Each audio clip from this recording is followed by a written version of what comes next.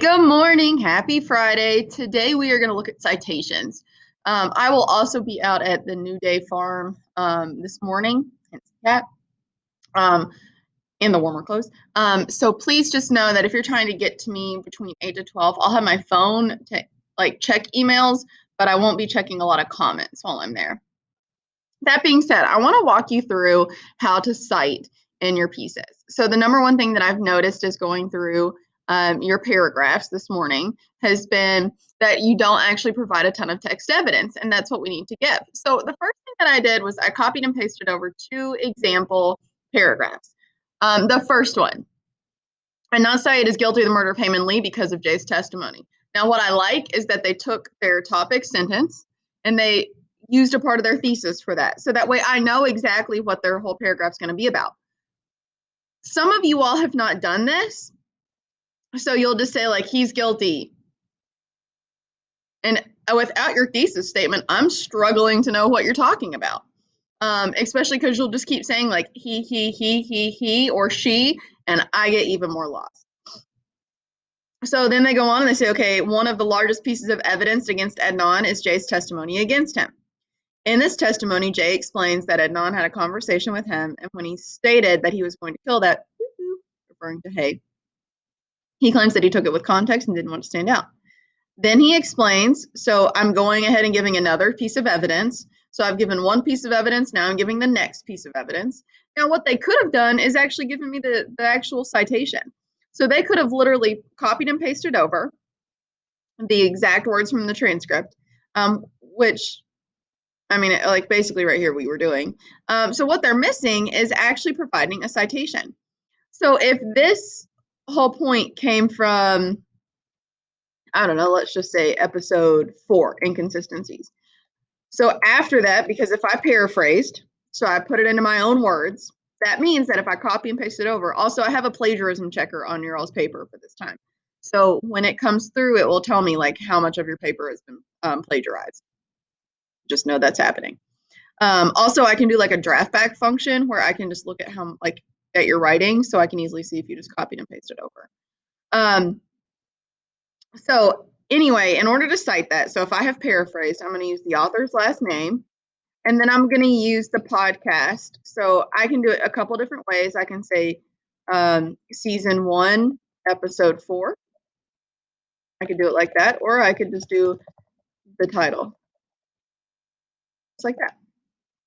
And then I would have cited where I got the information from. I want to do that after every one. So here, I gave you a couple notes. In the text, I usually at the very beginning, before I start citing, will say something like this. According to episode 4, Inconsistencies of the podcast Serial by Sarah Koenig, she states Jay was going to kill that, or Adnan was going to kill that. And then I have taken care of the main citing. After that point, then I can start using just her last name and the episode number. So just like what we did up there. So what I might want to do is right here. So before she even begins citing stuff right here, I might say, according to episode 4, Inconsistencies of the podcast Serial by Sarah Koenig. And then I can just rephrase this. The testimony given by Jay explains that Adnan took out blah, blah, blah. So then I wouldn't have to use this because I've already cited it up here. You always have to cite whatever text evidence you're using. So if I pull anything over from the transcript, I want to make sure that I'm giving credit where credit's due.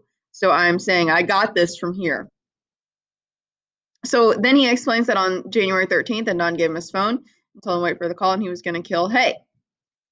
Jay claims that he was going to pick up Best Buy, blah, blah, blah. So maybe right here or here, I would give Koenig.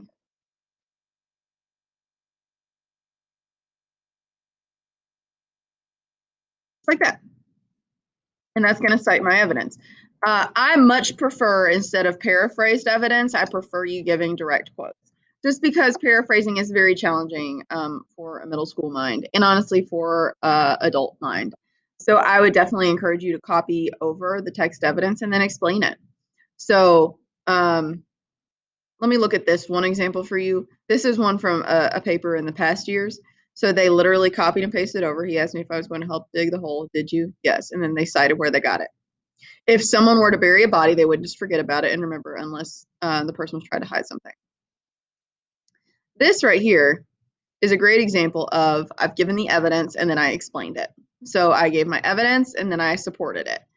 And I'm going to post today 3, I believe, exemplar papers for you. So I hope that helps some. Okay, so this was another one from our classes. The first and most compelling reason why, I don't think we need that extra comment. Why Adnan is innocent is there is insufficient hard evidence in this case. The first hard evidence that is missing from the case is the basic physical evidence. So boom, I have my first piece of evidence, and then they're going to explain it. Upon a sweep of Hayes' car, which was determined by the murder scene by the state, the only evidence found against Adnan were fingerprints and finger and palm prints, and those are easily explained by the presence in his car, in the car. So after that, that's where I would want to say, Koenig, whatever the episode is. Or again, I'm going to come up here and I'm going to say, according to episode 5 of season 1 of Serial, this was stated. So always going back to giving credit where credit's due. Now, in worst case scenario to where you're like, oh gosh, Sulky, I don't really know what you're talking about. Once you've given a piece of text evidence, please complete something like that. That would be my bare minimum. The author's last name and the episode.